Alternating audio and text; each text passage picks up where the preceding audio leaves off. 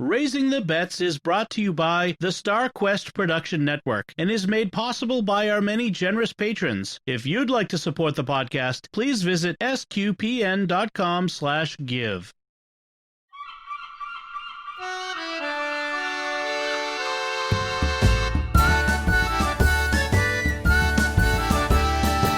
You're listening to Raising the Bets, a family podcast of pirates and penguins. We're a Catholic couple raising 5 kids outside of Boston. Join us as we share the joys and challenges of marriage, homeschool, and our adventures near and far as we make sense of the world and experience the best parts of our culture. I'm Don Bettinelli. And I'm Melanie Bettinelli. Speaking of pirates and penguins. Yes, what about pirates and penguins? Did you hear, I was telling the girls earlier about the article in The Atlantic I saw about how penguins are the best snugglers in the animal kingdom? Penguins are the best snugglers? Like people snuggle with penguins, or penguins snuggle with each other? I think they snuggle with each other. I don't kind of think of them as especially snuggly with humans. I would think that they would be kind of fishy. Stinky, fishy bird smell. Yeah. I mean, the penguins at the aquarium, they smell. They don't smell good. No, they really don't. But I know the girls love penguins. Yeah, well, and their stuffed penguins are very soft and cuddly. They're very soft and cuddly, and I'm sure Waddle and Slidey are Splash and Squirt and Icy. We keep saying one of these days we're going to have them record their stories. We need to do that before they get too old and they won't do it. I know. They're getting to that point where they're going to be like, that's not cool anymore. Hopefully not too soon. They still play Star Wars games. It's true. Did you hear they were saying that their favorite new podcast is Secrets of Star Wars? I did. Bella even said, you know, even if it wasn't like Daddy's podcast, I would listen to it and I would love it. Yes. That's high praise. Even if it wasn't Daddy's podcast. Right. I mean, technically not my podcast. I'm not on it, but I'm the CEO of the network that it's on. So that it still makes it your podcast. I suppose. So speaking of Isabella, big week for her. Very long time coming. The long-awaited release from prison for her teeth.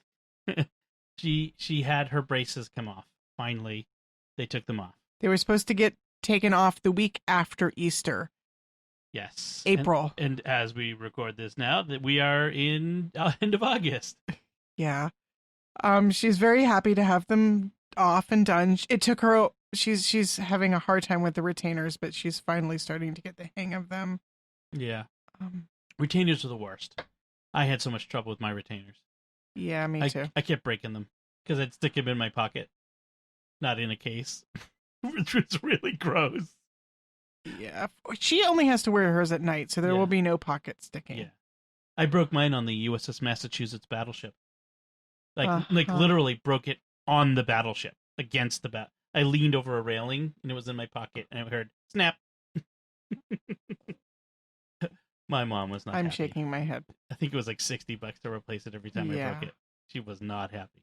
But what a beautiful smile she has now. It's kind of funny because she kind of had snaggly teeth before. Yes. I mean, we knew that. That's why we got braces. And her smile is just so beautiful. So perfect.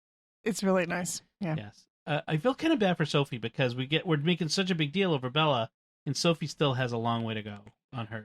Yeah. Are we going to be doing this again with the others? Probably. This is like, I think braces for the next 9 years. Yeah. Yeah. Pretty much. All of them. You're going to know those orthodontists really well. Yeah. Well, yeah, pretty much. Pretty much. So, re-entry after vacation. This is our first full week home, and you made a mistake when planning for our vacation, didn't you? I did. Well, you were saying earlier, like, why did I schedule all of these appointments and whatnot for this week? Oh, I had no choice. Like, it seemed like all of the appointments were supposed to actually be the week of vacation, and I was saying, oh, we can't do that week. We're gone. Okay, so the next week. And then everything just got jumbled into this week. Yeah, it was the week of appointments. So But yeah, they're mostly over with now, and we've only got, I think, one appointment next week. Good. So far. Yeah. I mean, because coming back from vacation is hard enough as it is. Kind of getting back into Although the routine. I think I was figuring like we would just take the week off and I could just like focus on week off from school. And then we ended up not taking the week off from the kids wanted to do school. Well, I think we've created a bit of a monster, which is in order for the kids to get turns using the iPad, they have to get their work done. So even before you get up, they're working. That's true. I mean, there are worse things that could happen. But I'm loving it. Yeah. Sophie, Ben, Anthony, and Lucy, pretty much. Bella, the teenager, gets up later, but Lucy does not start work until I remind her a few times. Okay, she's still in that early stage. She's 7. She's in the 7th. But the others they're getting into their work, getting it done. Get her done. Yeah. I like that. It's a nice welcome change of pace, and I look forward to it continuing. This is where I point and laugh at the people who are remote schooling from public school. I'm sorry, no, I'm just kidding. I'm not going to do that. But this is why we homeschool, because they get up, they do their work, and then they're done, and then they go play or read books or. But this has been a long time coming. Right. We've been homeschooling for 7 years, 8 years. 8 years. 8 years. And we're only just now starting to get to that autonomous, like, do your work without me standing over you stage. But the bigger point is with homeschooling, at least the way we do it, is it's not like a lot of this remote schooling I've been seeing. The kids are expected to sit in front of a computer screen doing Zoom for 4-6 hours, and then have hours more of sitting doing quote unquote homework, which is they're already home. I mean, this is the thing we've talked about a long time. Whereas our kids don't. They get up, they do a couple hours maybe of work, they go do other things, they play, then you have afternoon read aloud time where you do the literature, the history, the science, and a couple more hours of that, and they're done. Right. We've deliberately arranged our school schedules so that taking advantage of what homeschooling does well, which is one-on-one time, highly focused, not needing to take as many hours of the day as classroom schooling does. It seems to me like a lot of the hybrid models or distance learning is sort of the worst of both worlds, because they're trying to make the kids spend as much time in front of the camera doing Zoom classes as they would have spent in a classroom. But the whole beauty of homeschooling is that you don't need to actually spend that much time. A lot of time spent in school is wasted time. I mean, frankly, because a teacher's got 20 or 30 or 40 kids that she's trying to manage and help. Yeah, whereas when the class can only go as slow as the slowest kid in the class, or the kid with the most questions, or the average kid, if you're willing to let a few fall behind. And there's lots of transitions and making sure everyone's on the same page and slowing down to answer questions. And I spent a lot of my elementary school class time reading a book, like a book I'd brought from home or a library book when I was in school. Right, because you and I were both those kids who were done before everyone else, and were bored and sitting there waiting for the next thing. Anyway, and getting punished for being done and doing something else. Anyway, so we did sort of we're still on kind of a minimal summary schooling schedule. The high schooler has not yet started her high school classes. But you've been prepping, getting all the books together. Right. I've been ordering books. Most of them are here. I think we're waiting on maybe 1 or 2. The middle schoolers' schedule and class and reading lists are still a work in progress. And for the elementary school kids so far, I'm just planning to continue more of the same, but I think that there's going to be some planning involved at some point. Yeah. But anyway, for those ones, you like for Lucy, you've done it 4 times already, so it's not like right. I mean, every kid's individual, but you kind of know the Well, ground. more like what books are we going to read this year as collectively as a whole? Not like Okay. individual specific kids, but just like Right. I don't actually have a firm plan Okay. yet. So one of the things that as we talked about on our vacation, that being on our vacation, it occurred while we were. It was. What am I trying to say? Our anniversary. What are you trying to say? Our wedding anniversary was in the middle of our vacation. That's the easy way of saying it, which is what I should have said in the first place. I'm a professional at this, And one of the things we did that day, like when I was making dinner, we had the Bluetooth speaker, and I was playing our wedding playlist. Yeah, that was fun. I may or may not have said before, we didn't have a DJ at a wedding. 15 years ago, we were avant-garde and we were cutting edge. We had an iPod for our DJ. There were some strong objections from some of Family. your family. How could you not have a DJ? Let me tell you, Sicilian families, like the DJ is a sacrosanct role in weddings. For some weird reason. I do not understand that. I did not want the wedding to be monopolized by the reception. The reception. Yep. I did not want it to be monopolized. Like, I've been to weddings where it felt like the DJ spent the entire time haranguing all the guests. Like, come on, get out on the floor. Come on, you're not moving. You're not dancing enough. I'm like, I don't want some DJ with personality to take over my wedding reception. Yeah, I don't want it to be his show. Right. It's my show. Right. I mean, or even worse, like playing songs that I hate. Like, right. I mean, there's a good DJ, especially, will sit down with you and come up with a list of things, but they still play. They play recommendations, and people requests. They take requests even if they're not ones that you actually want to be played at your wedding. Right. Like, I really was not interested in having a whole slate of Chicken Dance and Electric Slide and all of the. No. Oh, they were disappointed. And aunts, by the way, on my side. Oh yeah, and the Macarena and everything else that people think must be played at a wedding. Like, I really didn't want the wedding playlist. Not to mention the garter and all that other baloney that we were just not going to do. So you and I sat down one night and we went through iTunes. My iTunes and your both of our iTunes, yep. which had not yet been merged, and we came up with our list. And it was actually interesting. I should pull it up because we've still got the playlists and the playlists we organized. I organized. You organized. This is much more a me thing than it is a you thing. Way more a you thing. Yeah. So, wedding. So we have wedding before and during dinner. So we start with like jazz, like Etta James, Kenny G, Frank Sinatra, Dean Martin. So the lighter stuff. And then by the end of it, it was supposed to kind of pick up the pace. And, a little U2, Benny Goodman, Glenn Miller, Rhapsody in Blue, so a little more.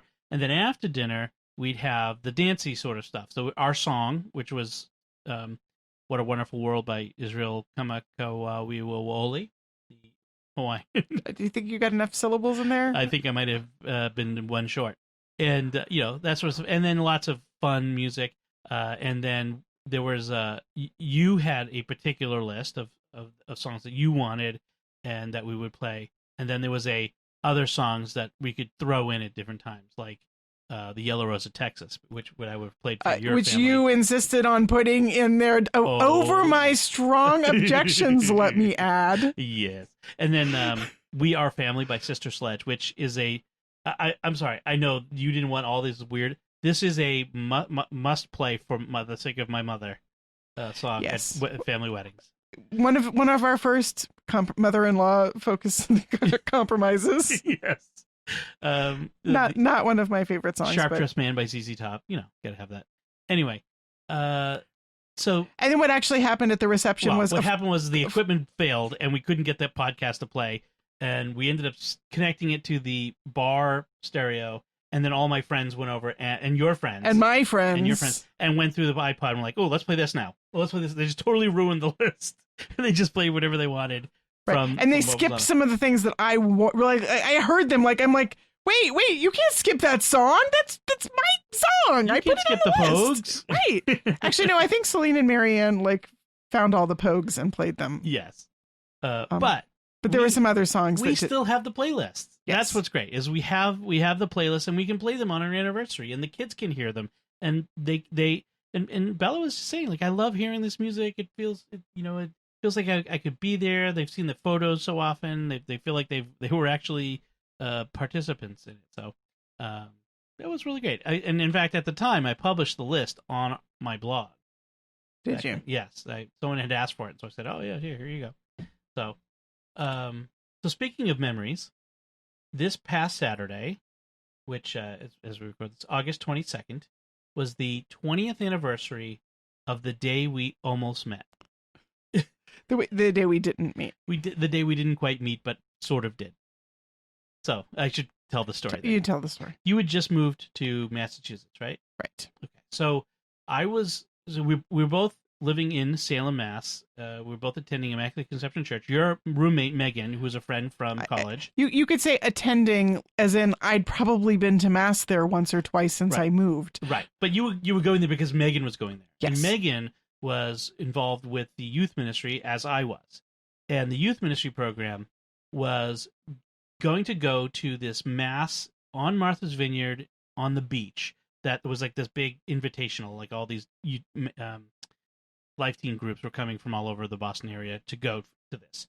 And so I went and with the group and I remember taking pictures there and stuff like this. And years later, you said, I did something like that.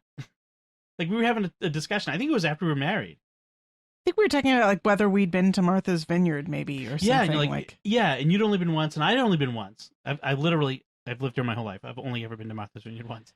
And then we realized that my once was the same as your once. Right. So then I went to my iPhoto library and I paged through all the photos of that day. I'm like, wait, like she couldn't possibly be in it.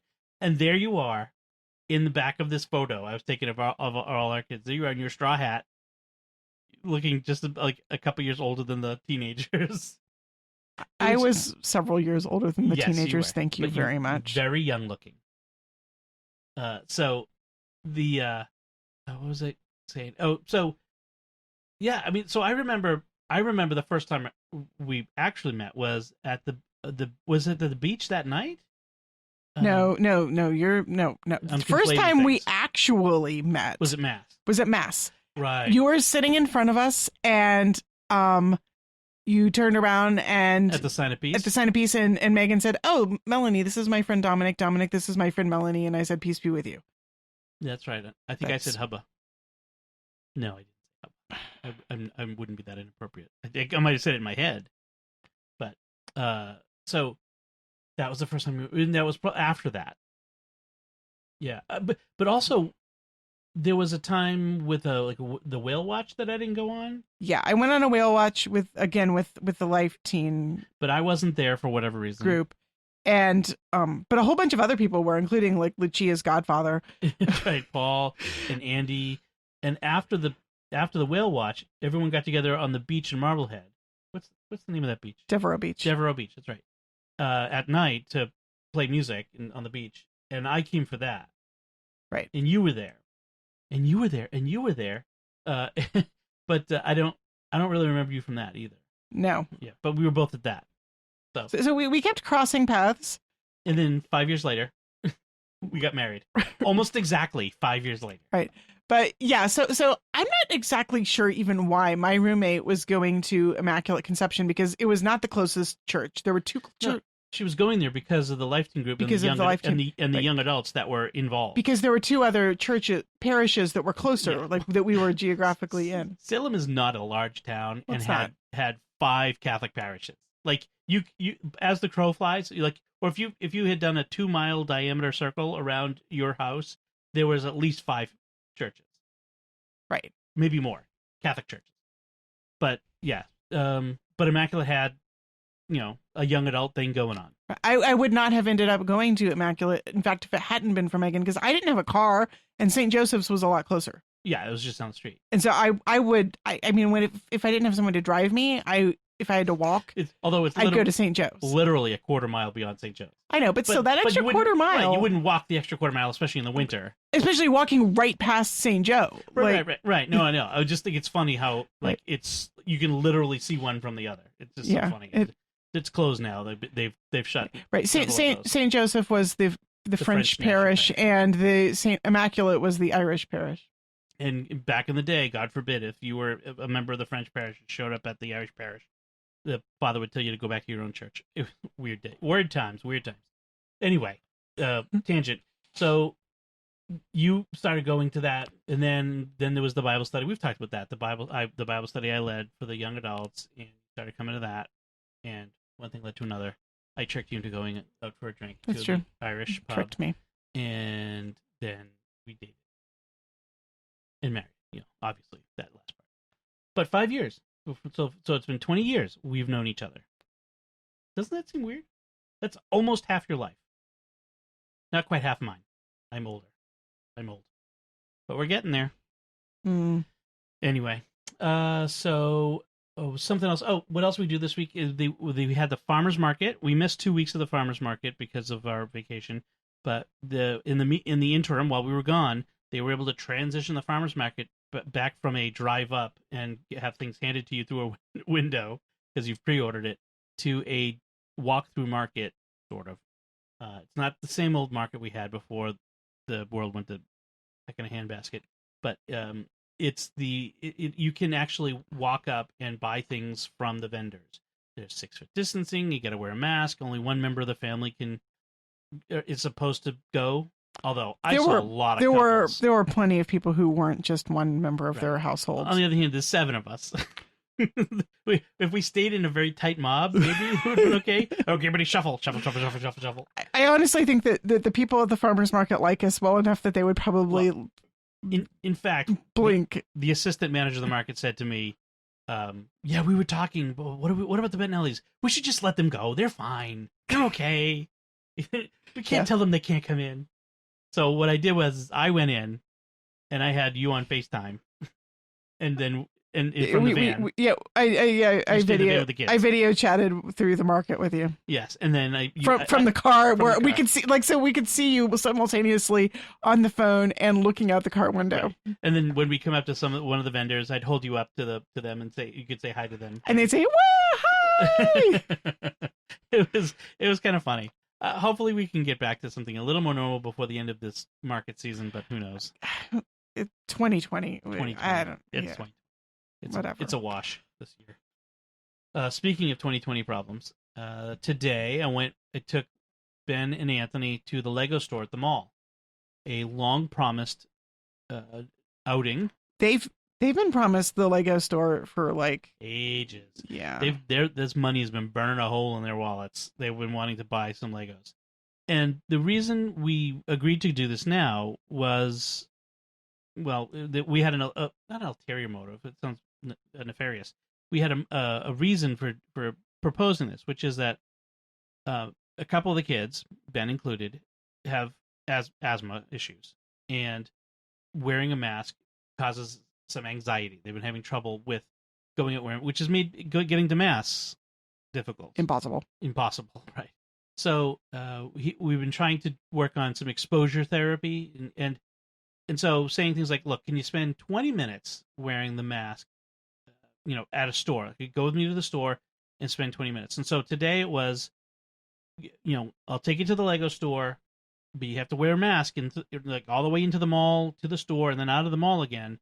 So that's going to be like a half hour. Can you do that? And he's like, yes. He was gung ho for it. There was no hesitation in him. And in fact, he did really well. He and Anthony, we went in. We were in there for, I think all told, like 40 minutes or more. Including the going to and from the car. I was getting a little like, can we go now? Just pick one. And and they picked out their Lego sets and they bought them with their money.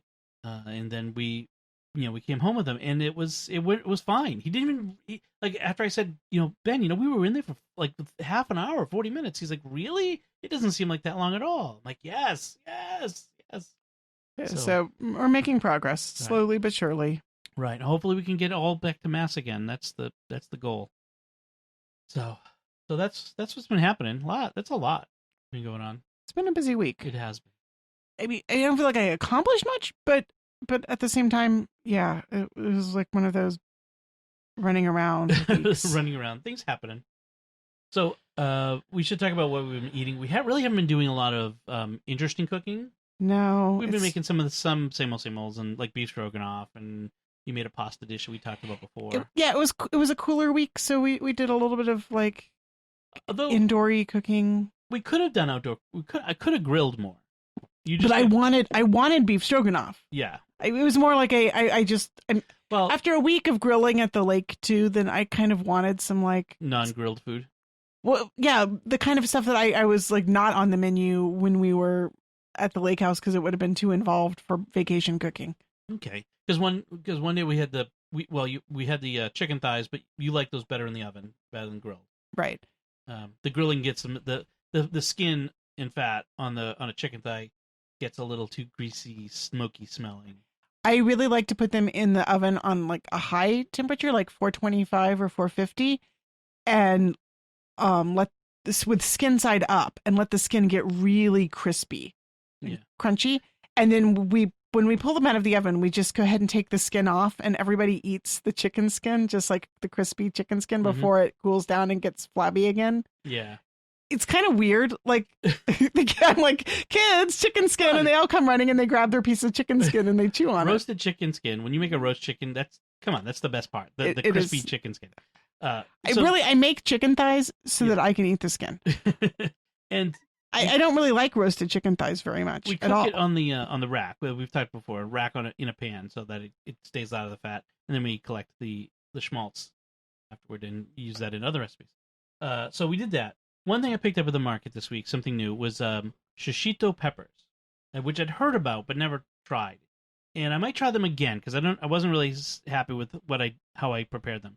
And they're very simple. They're eaten as an appetizer in Japanese restaurants. And what you're supposed to do, they're not all that tasty just plain. What you're supposed to do is you're supposed to blister them in a pan and then cover them with like sea salt and then eat them. And you can even like put like a balsamic, reduction or balsamic vinaigrette on it or something. You can put something, give it a little more flavor.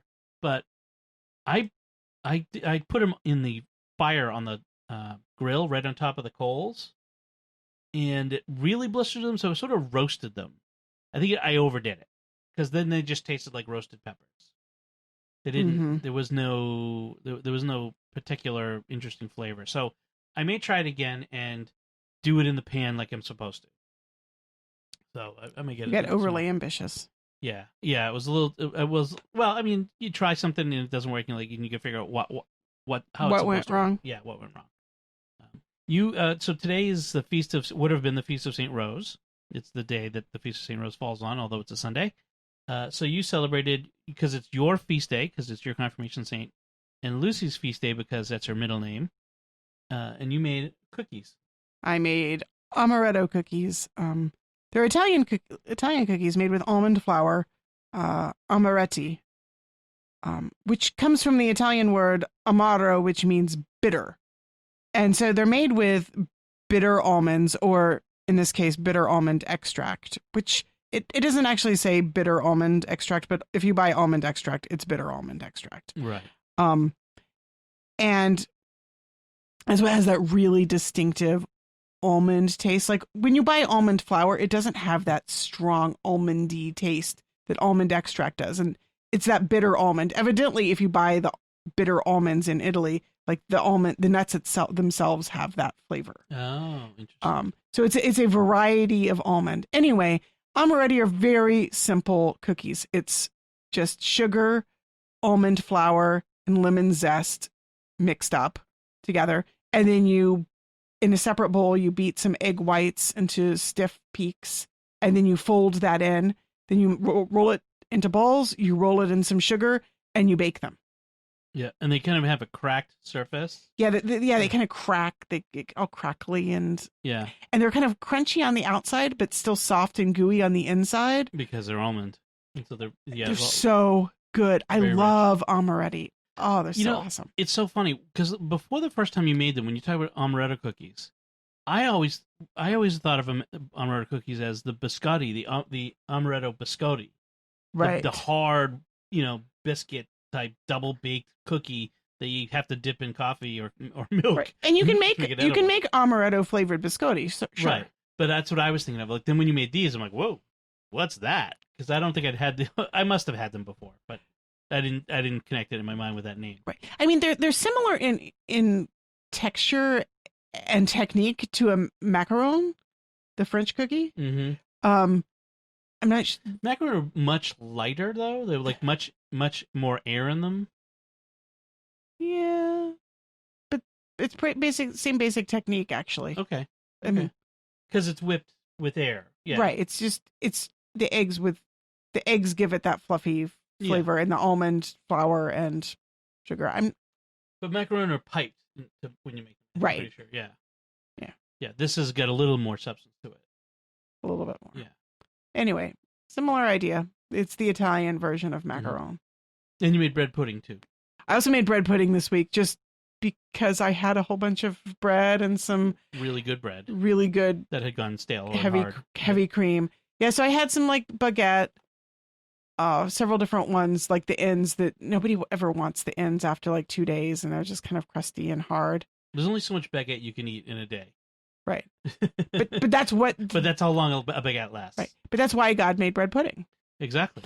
So I when we have those odds and ends, I stick them in a bag and stick them in the freezer. I also had a few other odds and ends of like homemade wheat bread, and there was a few slices of my cranberry pecan bread.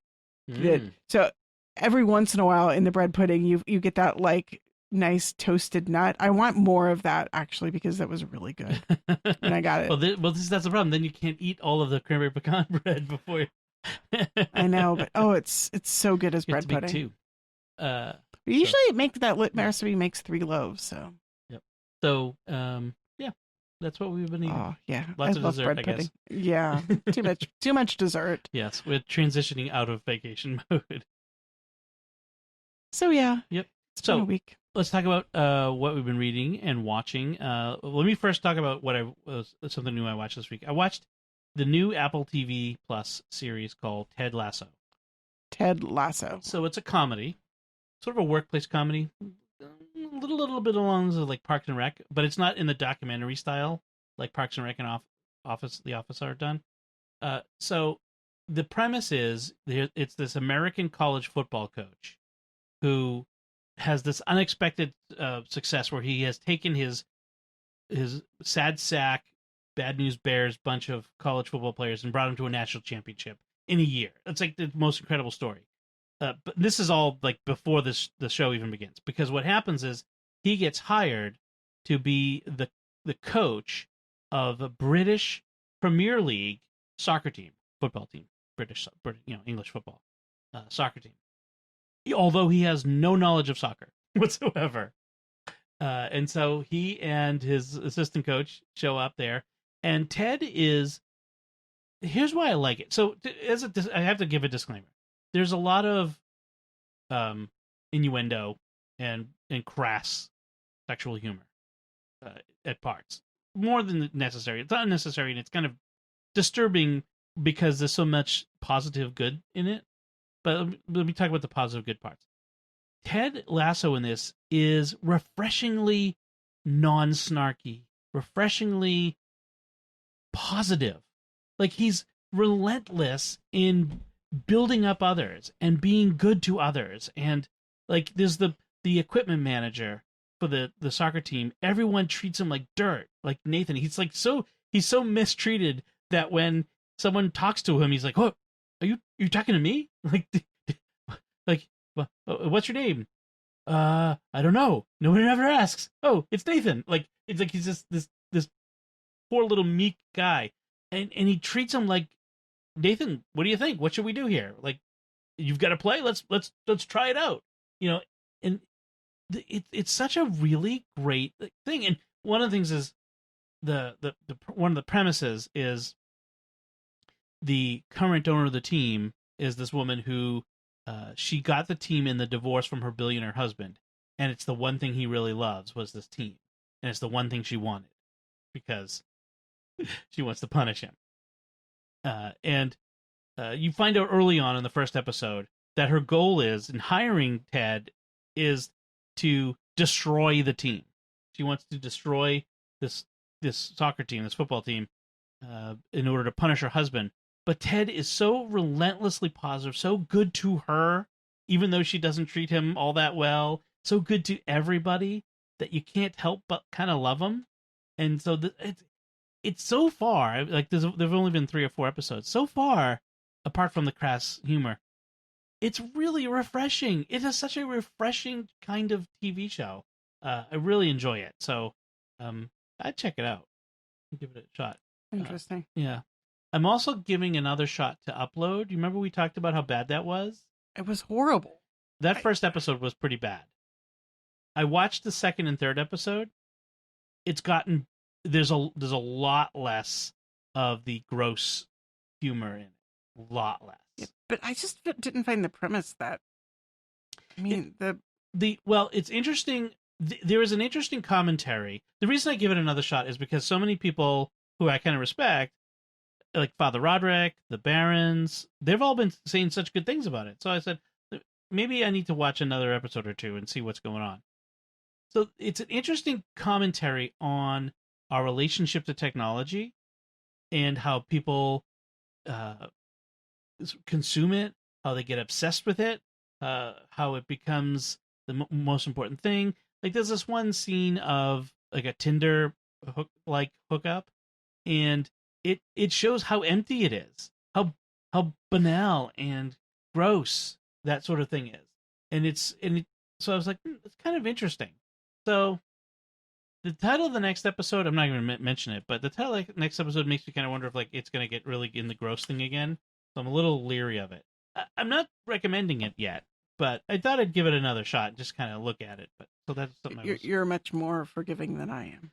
Well, and sometimes I feel like I have to watch certain things that other people recommend because it's sort of for my job. People kind of turn to SQPN to find out what to watch and what not to watch, and if people are talking about it, I want to be able to say something about it. Right. That's not everything. I don't do that for everything because it's way too much stuff to watch. But I don't know. I thought it would be interesting to give it another shot for a little bit. So I haven't been watching any shows, but this week I did get kind of hooked on a YouTube channel, which actually you're talking about like the relentlessly positive Ted. Mm-hmm. Made me think of it because it's this YouTube channel of these twin brothers who live in like Gary, Indiana, I think. And they basically do reaction videos, like watch a music video, like film themselves watching a music video and reacting to it. What's the name of it? The YouTube channel is called Twins, the New Trend. Twins, the New Trend. Right. All sort of one. I will put a link in the show notes. And so I think it started off with just one of the brothers, and then later his other brother joined him. And he was originally doing just reaction videos to like the music that he liked. And he grew up basically listening to rap and then like some R&B. And they had no exposure really to rock music. Like nothing. They never heard it. So, but at some point, I don't know exactly how, because I haven't got that part of the story, but somebody challenged him to listen to some rock music, and he's like, okay, sure. So he watched, like, first music video he watches is Aerosmith. Yes. And I can't remember. This Way? Not Walk This Way. Dream On. Dream On, yes, Dream On. And he's like, I did not know what to expect. This was not what I expected, but this was really good. And what I really like about them, though, is that I watched like a dozen or more videos and they're relentlessly positive. Like sometimes they're not exactly sure what to think, clearly, like, but I've never heard them say anything negative about any of those songs that they've watched. And they always have something to say about it that's good. Like, we're willing to listen to anything. And it's really just kind of refreshing. And it's fun to watch somebody listen to a song that you know really well. Mm-hmm. I watched them watch some Pink Floyd and Eric Clapton and, classics, Dolly Parton, Luciano Pavarotti. And it's like, you see them get moved. You see them start to like pick up the beat and start kind of dancing. And then sometimes they have to pause it and like say, wow, this is like not at all what we expected. And it's just kind of really fun. And I found myself watching video after video, like, ooh, I got to watch that one too. Oh, wait, let's see that. Victim of the algorithm.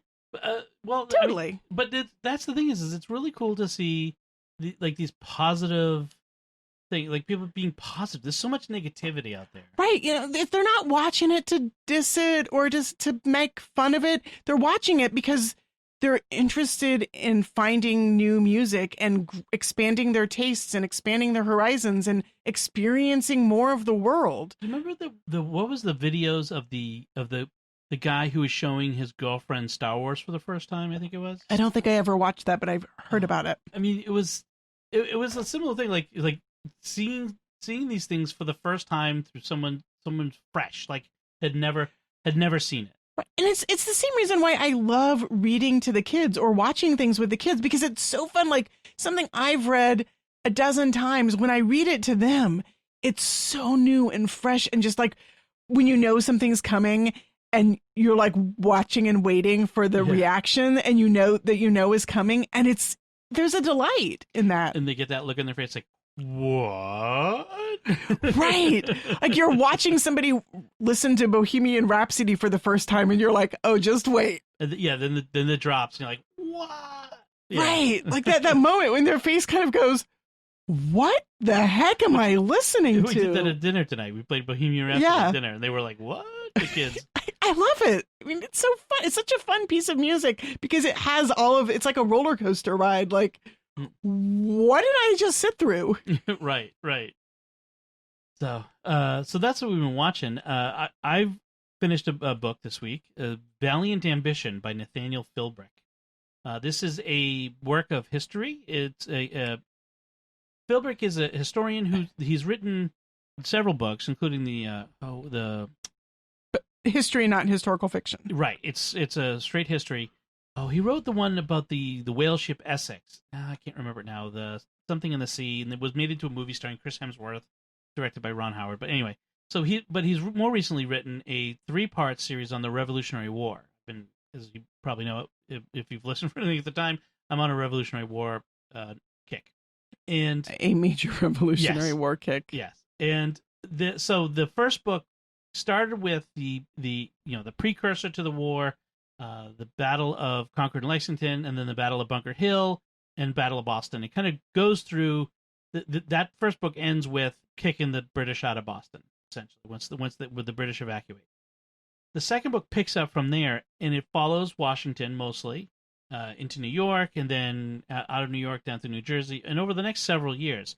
But it also follows Benedict Arnold, and it really explores how did Benedict Arnold let's dig through the legends and the tales and the mythology and get to the heart of who was this guy, what really happened, is the vilification justified? I have to say I've been enjoying listening to you tell me about the Benedict Arnold stuff. It would make a great movie. Oh yeah, I would love to see that, because he's a fascinating character, because he is vain and arrogant and a great soldier and general, and I mean he leads a expedition up through the wilds of Maine to Montreal and assaults Montreal, climbs the walls.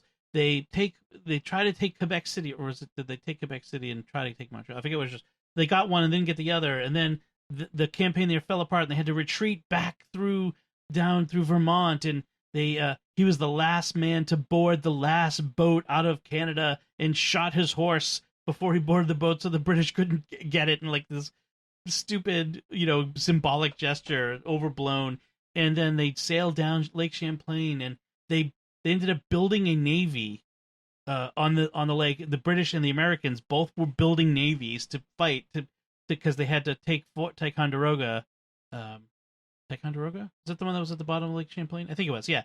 And so the Americans were defending it, and the British were coming to take it. And he had this great battle, the Battle of Valcour Island, where he basically hid his smaller fleet behind this island that was sort of attached to the land. It was almost like a U-shaped little space. so that when the British sailed by, the Americans would have the weather gauge and could come down on the British, and then the British came back and then bottled them up in this cove, and then a fog came up, and in the middle of the night, the Americans rowed out through the British formation, like through the middle of them, silently in the night, and then they chased them to and like so. There's this huge like thing about that, and then the Battle of Saratoga, and the problem is he never got proper credit for his successes.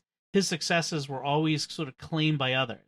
So Horatio Gates was the commanding general at the Battle of Saratoga, and he was the hero of Saratoga. He beat the British General Burgoyne in the field. It was the biggest victory so far of a head-to-head army battle in the war. Except it was Benedict Arnold, not Gage. Except it was really Benedict Arnold who kind of Gates stayed in the back in his headquarters, didn't even really lead troops. Benedict Arnold was out there. He was wounded and out there, and in fact, there was a whole thing about he was a great general, but he was also kind of a jerk and arrogant, and so you either loved him or you hated him, and there was all this politics in the Continental Congress about how he wanted to be reimbursed for all his expenses, because a lot of these guys, they paid for stuff out of their pocket. Right, and a lot of these leaders of the revolution were bankrupted by the end of the war. But he wanted to be reimbursed, but he also wanted to be made a major general, and he got passed over because of politics. What it turned out, Congress decided that instead of giving out generalships on merit based on Washington's recommendations, that the Congress would decide that only two major generals from each colony could be made. Each colony could have two major generals. So if you were number 3, yeah, tough. Connecticut tough already had two major generals, so he just got passed over. And these 6 guys who had lower than him in seniority ended up being made major generals, while he stayed at brigadier general. And it was like this whole mess. It was stupid politics. I mean, in other words, not much different from things today. But the book itself is a fascinating look, because it strips away a lot of the glitz and glamour, or the mythology that we've been shoveled as kids in school. I mean, the revolution was messy. It was frankly, it shouldn't have succeeded at all.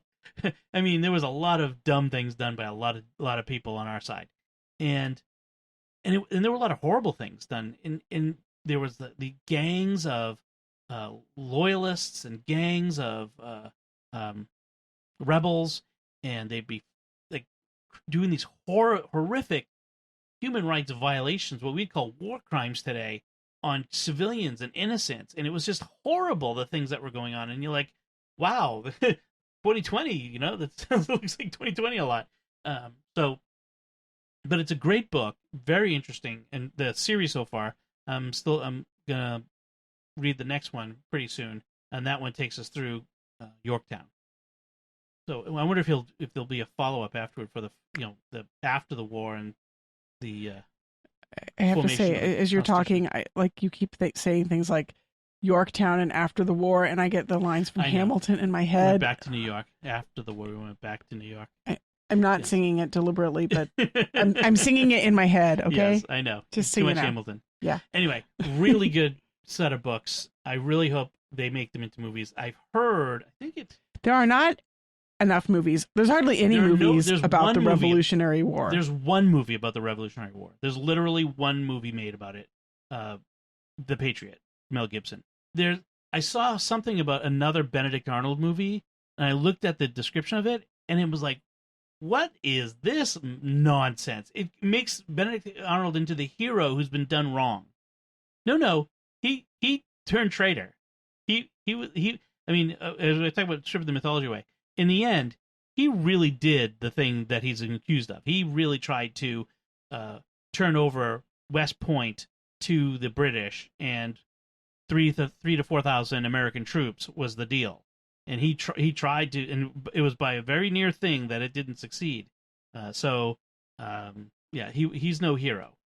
He was not done wrong in that sense. I mean, he was done wrong before that. So But he turned traitor because he had been done wrong, but he right. actually did. But he did plenty turn wrong traitor. himself. Like, yeah, he didn't have to. I mean, frankly, George Washington had a lot done wrong to him. He probably had more done wrong to him. But Washington had core integrity. You know, he was at his heart, he was loyal, and he knew that the nation was greater than the man. I mean, that's one of the things that makes George Washington so great, ironically, is he didn't think of himself as great. A lesser man would have taken the reins and become an emperor or a king. And people would have flocked to him and said, sure, yes, be our king. People wanted to make him our king. He would have been a very popular king. He would have been, and maybe he would have been a great king. But the ideals of the Republic were his ideals. And the Republic was greater than the man. As flawed as the Continental Congress was, they were the boss. The civilians were the boss, and he, as the commander-in-chief, was their servant. I mean, all the credit to him. Great man. Great man. So, good book. Check it out. Valiant Ambition, Nathaniel Philbrick. You've finished a book on vacation. I did. I didn't get a chance to mention it last week, or I forgot. I don't know. My brain was somewhere else. Well, now's your chance.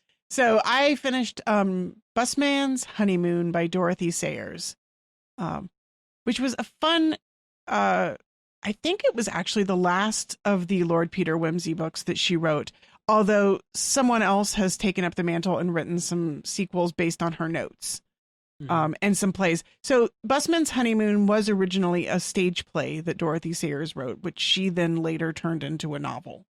It's set in Edwardian England? Yeah, Edwardian England. So it's between the two wars. And Lord Peter Wimsey, her hero, is a veteran of the First World War. And he, in fact, suffers from PTSD. They don't call it PTSD, but so the honeymoon of the title is his honeymoon. He finally gets to marry the girl of his dreams, but they're both older. They've both had romantic relationships, of a very adult, romantic relationships.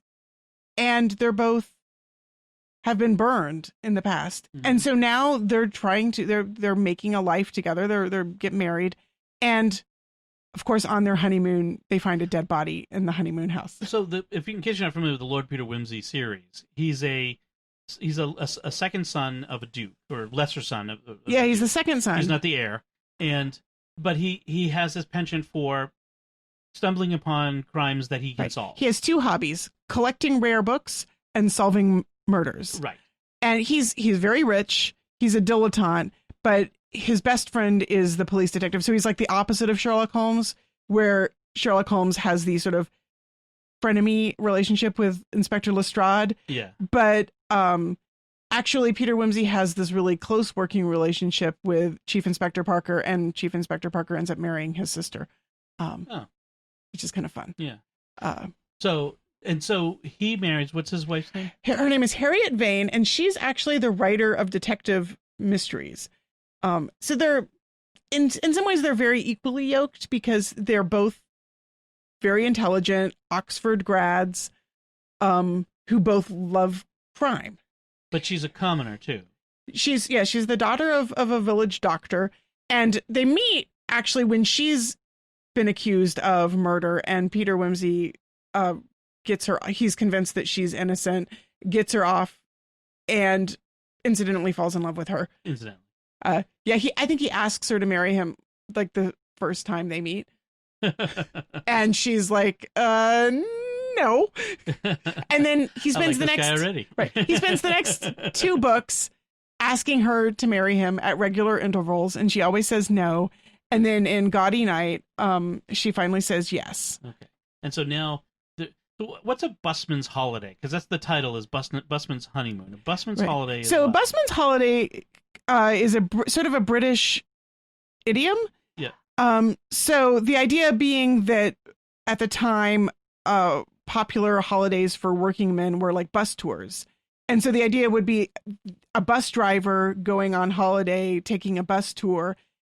So basically taking a vacation, doing the thing that you do for your job, like a carpenter spending his vacation, fixing up a friend's vacation home, right, or something. Right. So or a truck driver driving long distance. Right. Yeah. The idea being that it's sort of a vacation, but you're kind of also doing the same thing. Right. So their honeymoon is a Bustman's vacation. honeymoon, because they're on their honeymoon, but they have to solve a murder, which is what they do when they're not on vacation.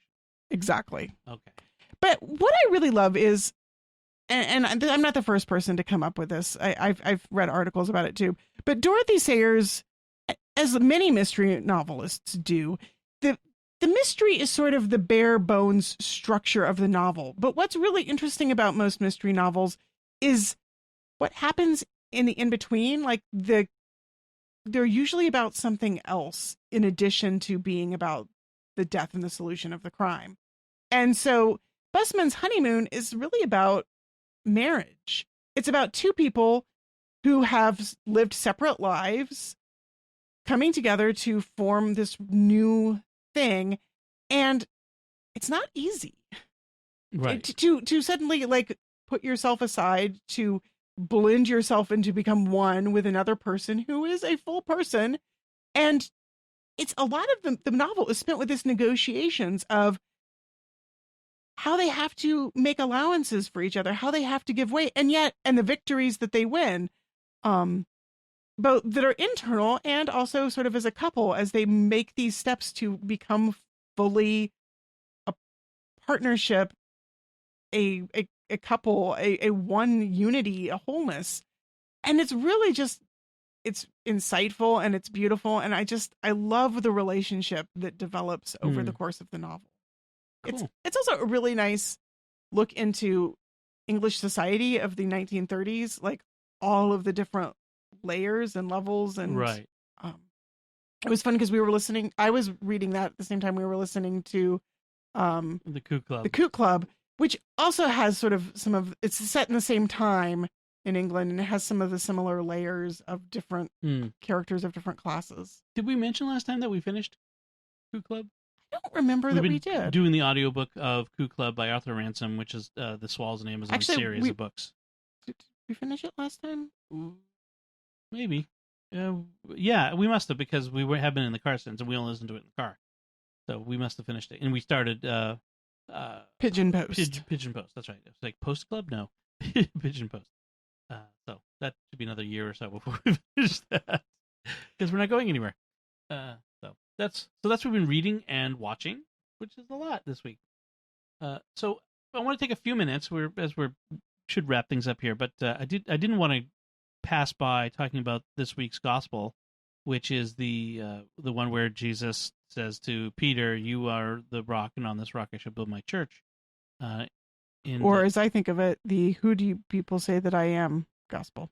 Right. Well, that's how it starts. Jesus says to the disciples, "Who do people say that I am?" And they all come up with all kinds of things. And it's Simon Peter, who says, "You're the Christ, the Son of the living God." And that's when he gives Peter a new name, and Petros, which means rock. And on this rock I will build my church. The gates of hell shall not prevail against it. I will give you the keys to the kingdom of heaven. Whatever you bind on earth shall be bound in heaven. Whatever you loose on earth shall be loosed in heaven.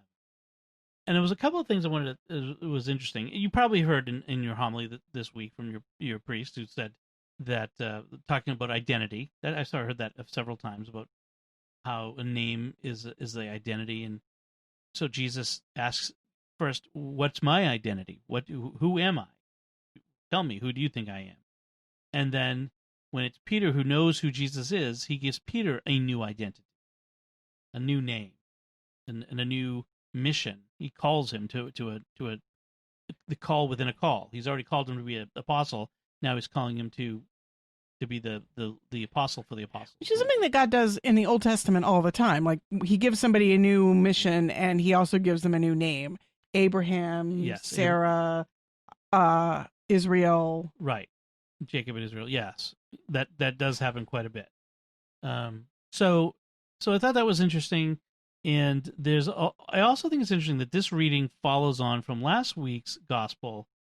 So last week the church gives us the gospel of Peter walking on water, and he walks on water, he's doing it, and then he loses faith, and he starts to sink, and Jesus pulls him up. You have little faith, and if you only have faith, you could do it. And then this week, Jesus is saying, your faith is such that I'm going to build my church on it. I'm building my church on you, the rock. And it's interesting, like Peter's failure, quote unquote, last week does not preclude the mission that God has for him this week. He's giving him, like, the failing is not permanent with God. He's got a mission for you, and he's going to keep building you up with your cooperation, because in this gospel, Peter cooperates. The Father has revealed through Peter. He has allowed the Spirit to speak through him to reveal that Jesus is the Christ, the Son of the living God. So, and that gives him that mission. So it's the mission once given is not revoked. It's there to be, the mantle is ready to be picked up, the staff to lead. Even the forgiveness is there. I didn't need to be forgiven. That's not the right thing to say, but the confidence in you, I'm struggling to find the right words, but Jesus still ready to give Peter the mission, even with whatever failings he's had and what failings he will have. He will deny him 3 times, but he will still forgive him, and he still has the mission. So I like that idea that even when we fail or we just lack faith at times, God continues to say, I've called you though, and I'm going to keep calling you, and I'm going to give you what you need to do what you need to do. You said you liked Father Mike's homily this morning on this one. What was it about his homily that you particularly liked? Well, he started off talking just about sort of how often we are tempted to not be ourselves, to try to make ourselves into something else. Mm-hmm. How we try on different identities, and yet there is an essential identity that is God-given. It's who we are in God's eyes, and it's who God made us to be. He said, God says in the Psalms, before I knit you in your mother's womb, I knew you. Right. Actually, it was Jeremiah. Yeah. Right. Before I made you, I knew you. And so that there's this us, essential identity of us that God knows from before we existed even. He knows who we are. And as much as we spend time trying to fight against that, or to do something we think is better, that there is this essential me that God knows and loves and cherishes and calls us to be. And that who you are, that you is beautiful in God's sight. Mm. That really spoke to me. And then of course he talks about who God is, who Jesus is, too. That and he also talked about like the place names. I really liked this, but Caesarea Philippi, he starts off with, right. We know there are places in our lives that are part of our story, and we know them because they are part of our story. The place where we're born, the place where we went to school, the place where, I love that, the place where your husband or wife, you where you said yes, you proposed and you accepted the offer of marriage, and you started on your journey together. Or the place where you met when you didn't really meet, like in Edgerton, right, in Martha's Vineyard. So this idea of the name Caesarea Philippi is important because of Peter's profession of faith. We would not even remember the name of this little town if it hadn't been for what Peter and Jesus did there, what they said there. Right. And I really liked that idea of the identity, the story that's our lives, and how it's bound up in these moments, these places that become a part of the story that we tell, and that's part of the identity of who we are. Yeah, that was really good. That was a new take. When it talks about binding and loosing in the what has been given to our priests to do that is unique to the priesthood, it reminded me of this story that came out this week about this fatherhood in Detroit. It turned so. Earlier this month, the Congregation for the Doctrine of the Faith said, by the way, if you don't use the correct formula for baptism, if you say, we baptize you in the name of the Father, Son, and the Holy Spirit, instead of I baptize you in the name of the Father, Son, and the Holy Spirit, the baptism is not valid. So you have to say, I baptize you. That's the deacon or the priest or whoever does it. Anybody can do it even in an emergency. So But there was this trend of saying we baptize you because it's the community baptizing. But the congregation emphasized, no, when the priest or deacon says, I baptize you, that is Christ speaking. That is, they're voicing Christ's voice. And Christ baptizes us, not the community. Right. The baptism comes from God himself. It's not something that people do. It's something that God does. And the person who is saying the words is saying them on behalf of Christ. So earlier this month, this priest in Detroit, when he heard about this, was curious, went back and looked at the video that had been made of his baptism, back in the day, back in the early 90s, I guess. He's fairly young. He's only been ordained 3 years. And as he watched it, he realized that the deacon who baptized them said we instead of I. And that made his baptism invalid. And if his baptism's invalid, his ordination is invalid. You have to be baptized in order to be validly ordained.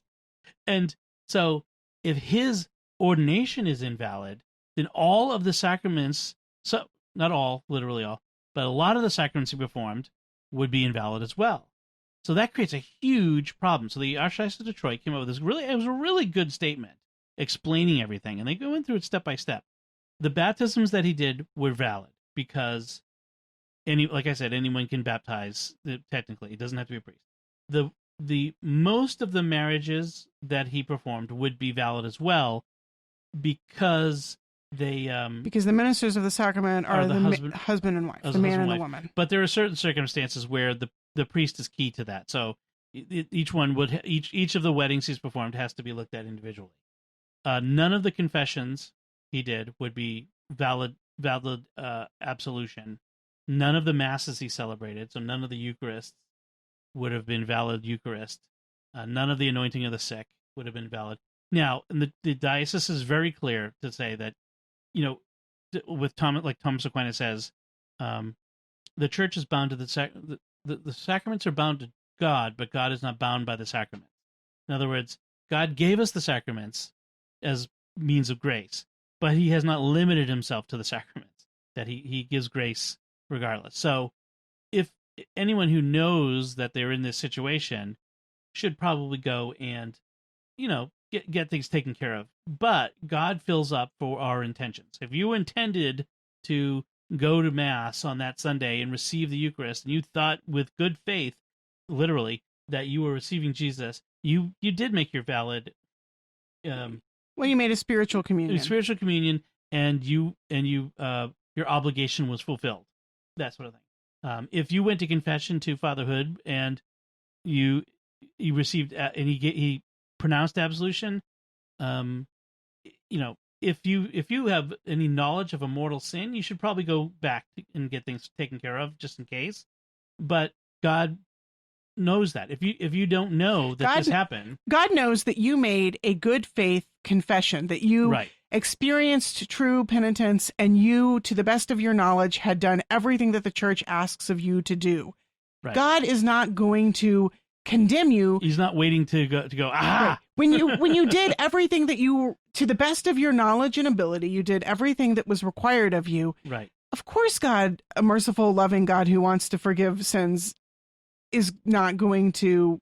Right. But if you find out that maybe something was irregular, then go just in case, and get things taken care of. The a just in case absolution or a just in case baptism. So for fatherhood, he ended up getting baptized again right away, and then he went on retreat and then received the sacraments of ordination after that. So he's but I think of this deacon was doing this for 15 years. Think of all the people, all the children he baptized, all of the people, how many other priests were baptized by this guy, and all of the people that priest ministered to. I mean, there's the chain here is potentially widespread, and this is not an isolated case. I mean, this sort of thing has happened in the past in various places. Which, in a way, it's kind of interesting to think about, that chain, how much one person impacts, how many people they impact in the course of a life of ministry.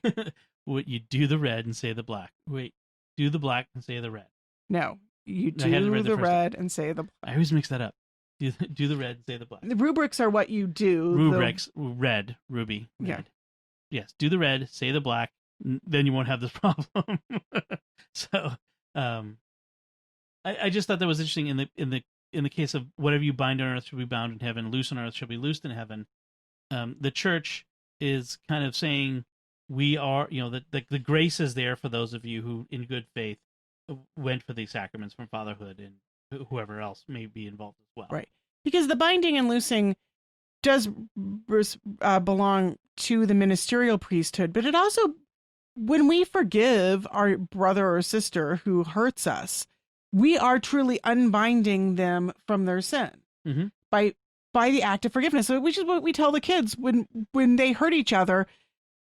Today, I had one child accidentally bump into another child, and the child who was bumped into was crying and in tears. And I said, "Come say you're sorry." And the child who had done the bumping said, "It was an accident. I didn't mean it." And I said, "But saying you're sorry isn't an admission of guilt. Saying you're sorry is an attempt to heal and reconcile a relationship which has been damaged through no intentional fault of your own.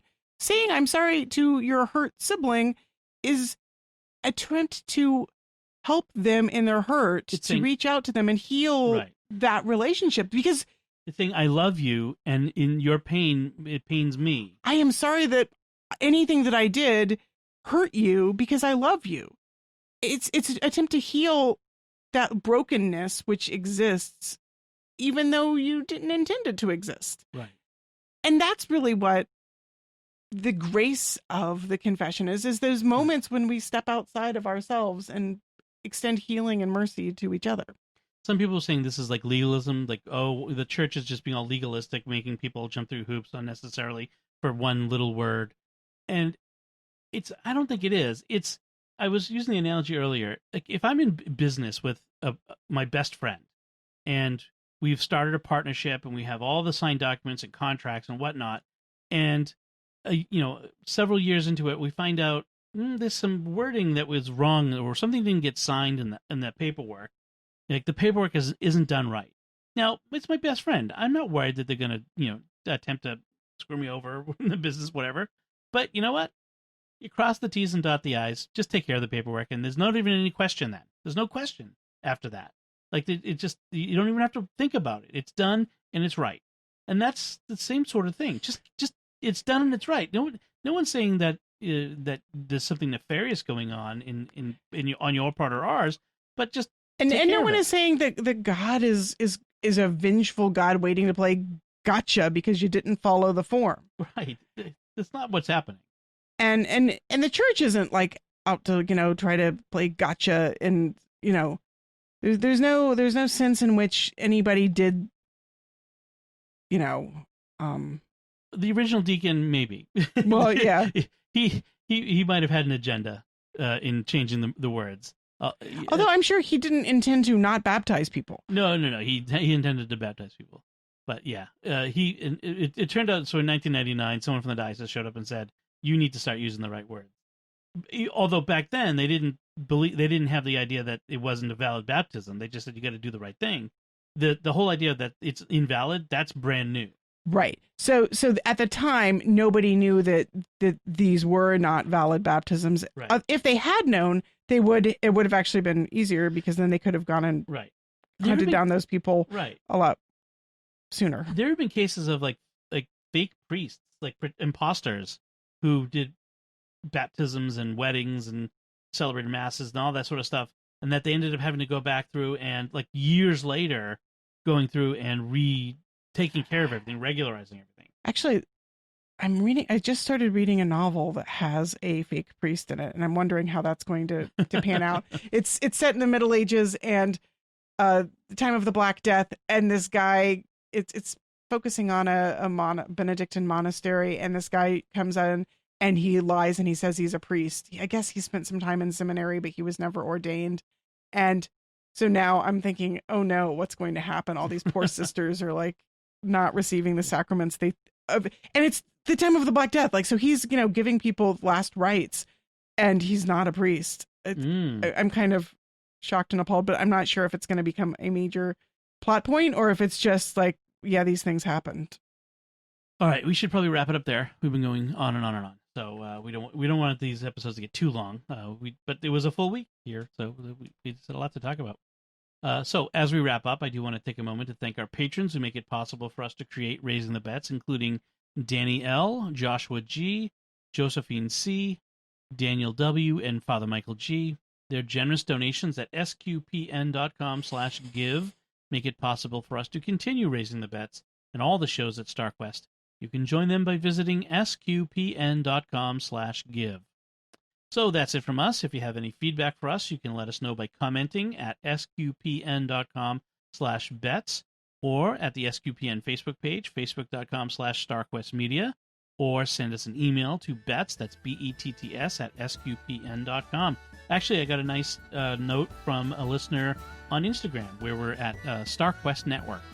That was a nice comment from a listener who says that she listens to us I think she has a weekly errand that she runs that she listens to the show, so that was very nice. So relevant links from our discussion, including links to the books and the shows that we watched, are in our show notes at sqpn.com. If you can, we really, really, really appreciate it if you can go and write a review at Apple Podcasts or wherever you get your podcasts from, and share the podcast with your friends. Help us grow this wonderful community of listeners. Until next time, I'm Dom Bettinelli. And I'm Melanie Bettinelli. Thank you for listening to Raising the Bets on StarQuest.